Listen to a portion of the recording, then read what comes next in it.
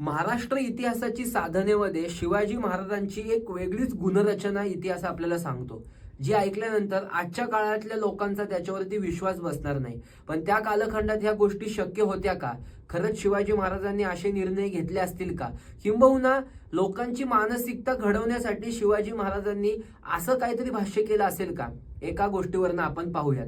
त्या कालखंडामध्ये किंबहुना आत्ता एका दादानी छत्रपती श्री शिवाजी महाराजांनी ध्यानस्थ अवस्थेत जाऊन किंवा त्यांच्या अंगामध्ये देवी आली आणि त्यांनी एक भविष्य महाराष्ट्राचं सांगितलं, अशी काहीतरी एक रचना लोकांना सांगितली आणि अनेक लोकांना ती आवडली नाही.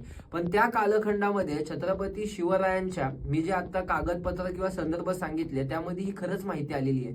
पण छत्रपती श्री शिवाजी महाराजांच्या अंगामध्ये देवी आली वगैरे असं नसून छत्रपती श्री शिवाजी महाराजांना लोकांच्या सूक्ष्म मानसिकता ओळखता येत होत्या. ज्याप्रमाणे आपल्याला माहिती आहे की छत्रपती श्री शिवाजी महाराजांनी सांगितलं होतं की औरंगजेब एक ना एक दिवस खुद्द महाराष्ट्रात उतरेल आणि त्याची काय ताकद असेल आणि एक एक किल्ला त्याच्या विरुद्ध कसा लढला पाहिजे हे छत्रपती शिवाजी महाराजांचे वाक्य खरे ठरले. त्याच पद्धतीने स्वतः जे राष्ट्र छत्रपती शिवाजी महाराजांनी निर्माण केलं होतं ते मराठ्यांनी कसं सांभाळलं पाहिजे याचा सुद्धा बोध छत्रपती शिवाजी महाराजांनी केला असेल. पण त्या कालखंडातली जी जनता होती ही जास्त ईश्वरावरती श्रद्धा ठेवणारी होती.